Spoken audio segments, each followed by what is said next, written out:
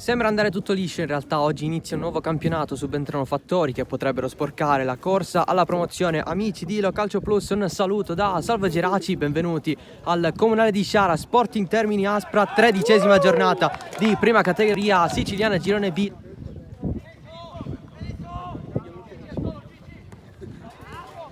Sbagliato il servizio profondo, il team di casa recupera la palla del servizio in mezzo e c'è la rete dello Sporting Termini che si porta in vantaggio con Sussino, 1-0.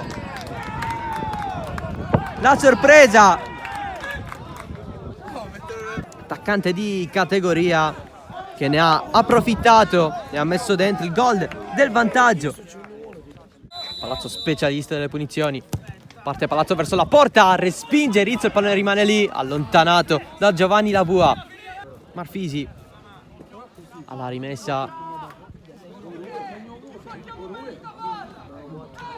E attenzione alla girata, la parata di Cascione su Cirrincione. E da solo Luigi Geraci conclude da fuori. Luigi Geraci, presa bassa per Cascione. Lo Sporting Termini che riparte con gli stessi 11 del primo tempo. Lanciato in profondità, Vitrano in mezzo alla traversa di Vitrano. Parte Palazzo morbido in porta e la parata di Rizzo ancora a salvare. Volpe allarga Giovanni D'Amico, il colpo di testa su Fortunato, rimpallo su di lui, ancora Giovanni D'Amico, deve controllare, scaricare su Vitrano, se la sistema sul sinistro, Vitrano, super volo di Rizzo. Vitrano la sistema ancora a destra al volo, deviazione, Rizzo ci arriva, c'è Barbera, Rizzo salva ancora una volta Giovanni D'Amico, il pareggio dell'Aspra, ancora lui, Giovanni D'Amico, dopo aver insistito tanto, 1-1.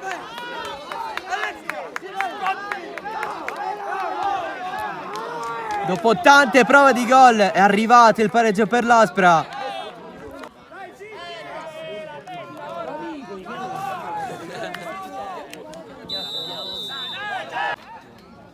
C'è il triplice fischio, lo Sporting Termini compie l'impresa e ferma l'Aspra al Comunale di Sciara.